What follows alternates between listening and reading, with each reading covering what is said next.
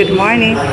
We release the power of God to bring good out of a bad situation.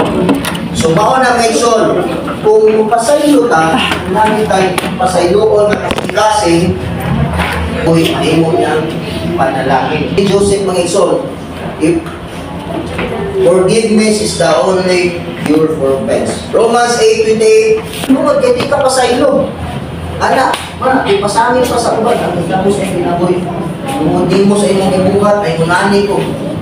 Kaya kung ang tao na naka-offend din mo niya tayo na wala na ko ba laban sa imong kinabuhi, kaya tungkol kay wala ka ni forgive, wala ni mo gihatag sa Ginoo.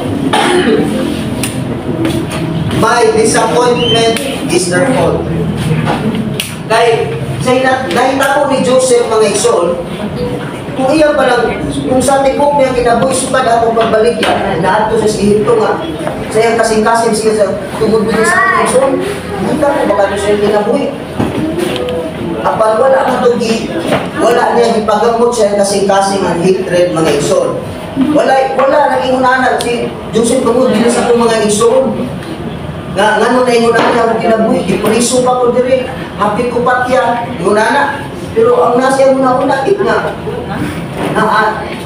apel niya sa katuyuan sa Ginoo.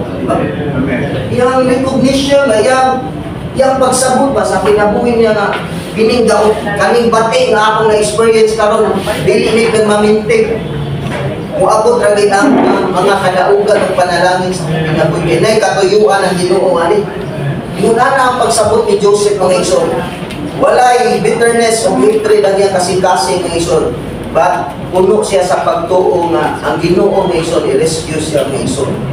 So, Joseph lost his first coat in a time of tribulation at the hand of his brethren, but he forgave them. So, maog na mga igsoon niya, it is not good mga igsoon to keep bitterness, hatred, kanang unforgiveness na to nga.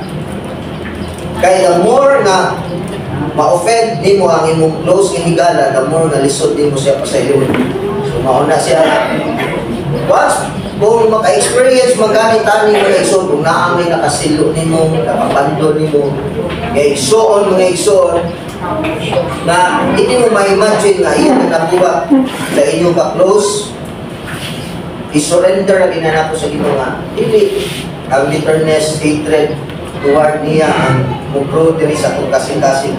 Usa na siya mag-igsoon, mahimo ang masayawa, mahimo stronghold against nato mga igsoon na kuminder mga igsoon sa ato ang mga kasing-kasing o sa pagtubo nato diya sa ato Ginoo.